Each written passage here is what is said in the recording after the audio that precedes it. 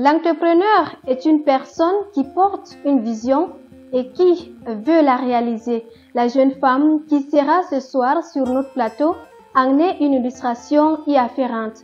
Makerou Passale Estelle, bien qu'étant technicienne d'agriculture et présidente de l'association Perles du Sahel, elle n'hésite pas à oser dans le domaine du cosmétique bio. D'ailleurs, elle a sa propre marque, Anna Bio, à travers laquelle elle valorise la beauté de la peau africaine et le Made in Cameroun. Comment a-t-elle fait pour se lancer? Pourquoi le choix du cosmétique bio? Quelles sont les difficultés qu'elle rencontre? Autant de questions que nous soumettrons à notre invité dans cette émission. Mais avant, nous allons prendre une transition.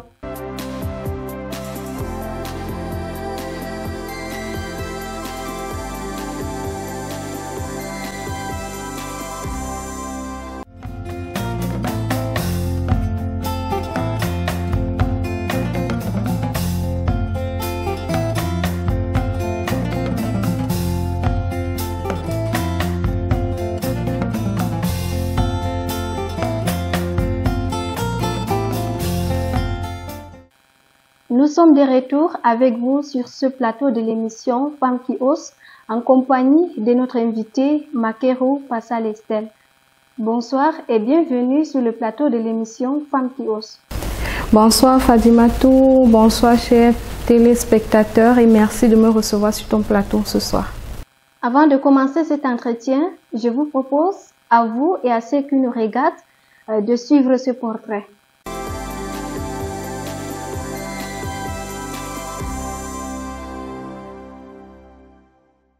Le plateau de l'émission Femmes qui osent reçoit ce jour la jeune femme entrepreneur Makerou Passale Estelle, 31 ans, née en Gaoundéré dans l'Adamawa, originaire de l'extrême nord Cameroun et mère de 2 enfants. Technicienne d'agriculture de formation, elle fonde en 2021 l'association Perles du Sahel, une organisation qui œuvre pour la promotion de la femme, de la fille et de la jeunesse sur le plan du leadership et de l'entrepreneuriat.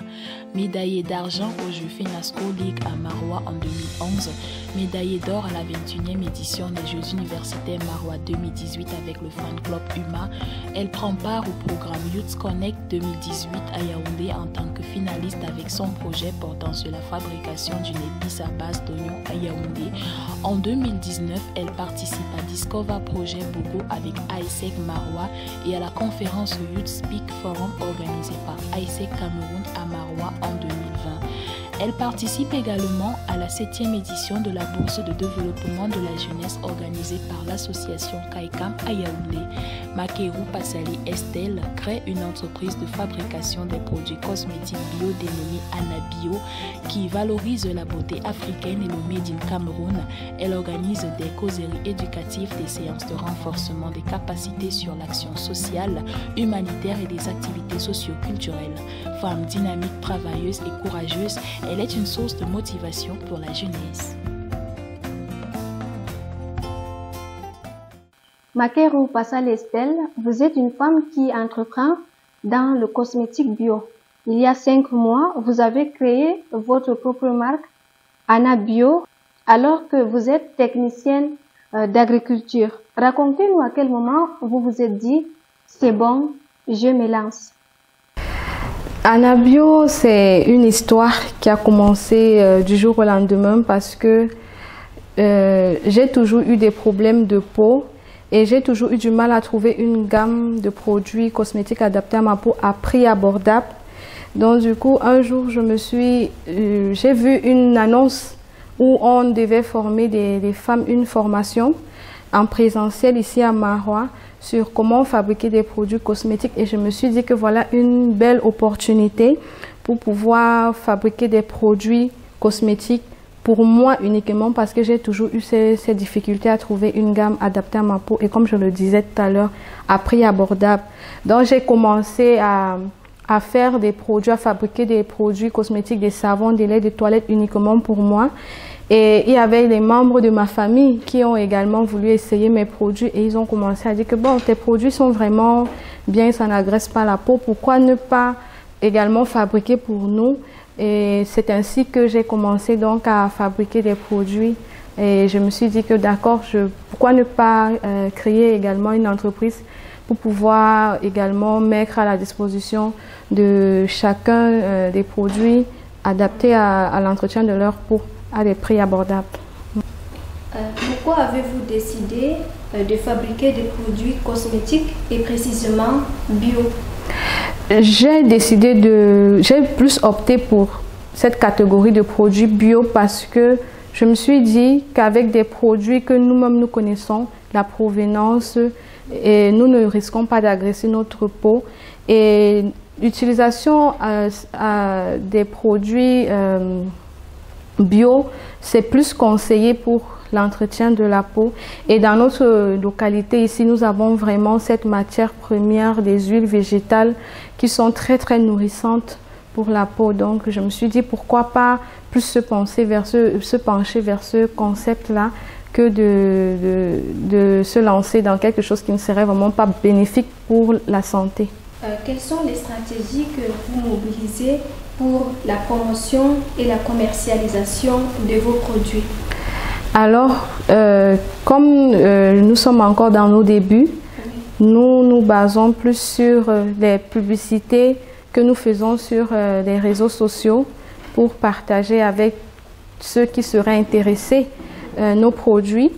Nous utilisons également le partenariat avec certaines associations de la ville de Maroua. Donc, quand ils ont des activités, ils nous invitent et nous y rendrons avec nos produits pour pouvoir faire la publicité, pour pouvoir partager avec ceux qui seraient intéressés. Et nous participons également à certaines expositions selon notre disponibilité où nous présentons nos produits pour pouvoir faire découvrir à ceux qui ne connaissent pas encore le produit. Quels sont les obstacles liés à la fabrication et à la vente de vos produits? Alors, comme toute jeune entreprise, nous faisons face à quelques difficultés. Concernant la fabrication, nous faisons plus face à la difficulté d'obtenir de la matière première de bonne qualité.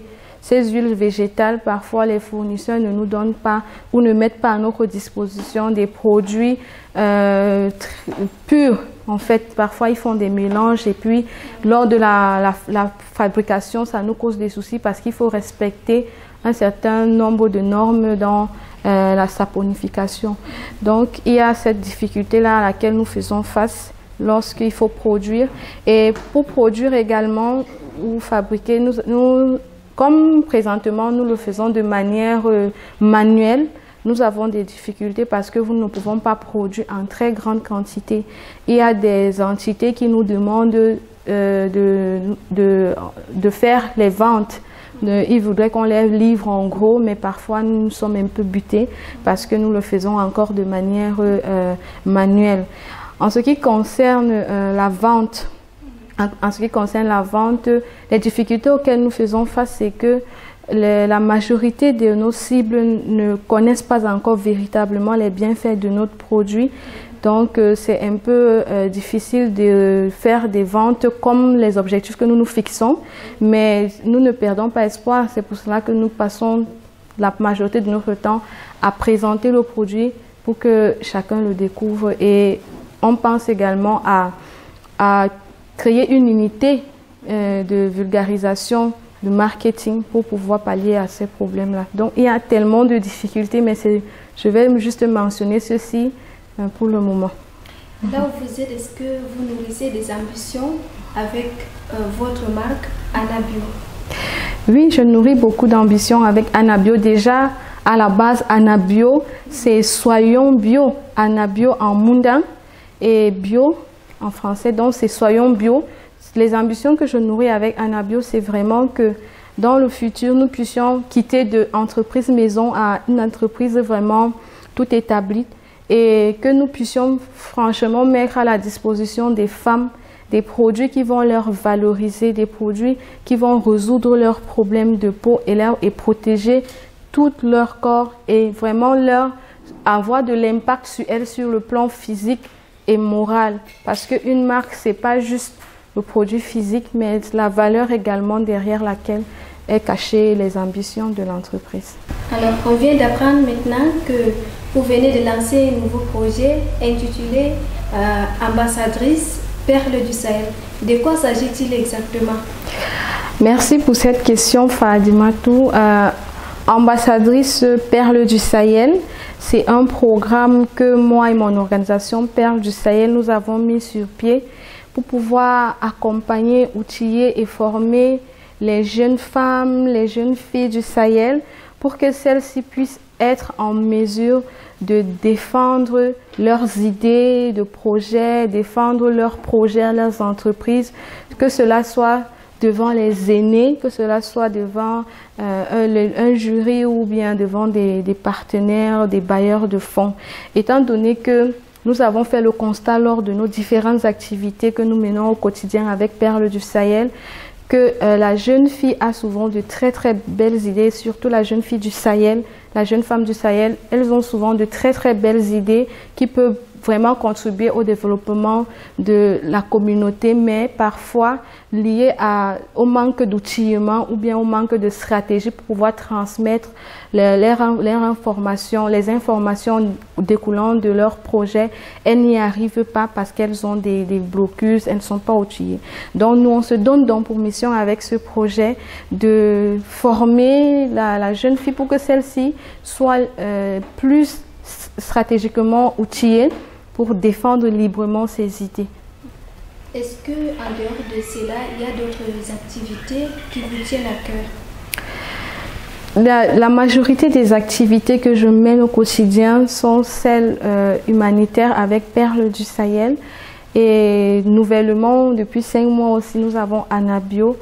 Et nous avons également, dans le cadre de Anabio, des formations que nous voulons mener pour pouvoir former également des jeunes filles, des jeunes femmes dans la fabrication des produits, des savons de ménage également. Parce que lorsque nous allons souvent sur le terrain avec Perles du Sahel, on se rend souvent compte que celles-ci ont souvent des difficultés, surtout avec la hausse des prix des denrées actuellement que nous vivons sur les marchés, ont souvent des difficultés à s'approprier ces produits de ménage à prix abordable. Donc on se dit qu'on pourrait également faire des formations pour leur montrer à un groupe cible, peut-être dans une communauté, comment fabriquer ces produits de ménage pour qu'elles puissent mettre également à la disposition de ces communautés ou de leurs frères ces produits à prix abordable. Quel conseil donnerez-vous à un jeune qui souhaiterait oser dans le domaine du cosmétique comme vous? D'accord. Le conseil que je donnerais après mon expérience qui est très jeune, c'est à tout jeune qui souhaiterait se lancer vraiment dans la cosmétique, c'est qu'il faut qu'il sache quelle valeur il veut donner à sa marque et à son produit. Parce que on ne peut pas développer une marque si on n'a pas une valeur qu'on veut transmettre à travers cette marque. Et le deuxième conseil que je donnerais, c'est de ne pas attendre, c'est de passer à l'action, parce que c'est ça qui est plus important. Ne nous disons pas que nous n'en avons pas les moyens, nous n'avons pas encore les millions, les milliards. Oui. Vraiment, c'est pas le plus important. Le plus important, c'est de commencer d'abord avec ce qu'on a, peu importe la quantité qu'on a. Alors, merci d'avoir participé à l'émission Femmes qui osent. Nous vous souhaitons bon vent pour la suite. Merci. La réussite ne se mesure pas à l'argent que vous gagnez, mais à votre capacité à changer la vie des gens. C'est avec cette pensée de Michelle Obama que nous clôturons cette 4e édition de l'émission Femmes qui osent. On se retrouve à la prochaine édition avec une nouvelle invitée, mais d'ici là, portez-vous bien et surtout, n'oubliez pas de vous abonner à notre page.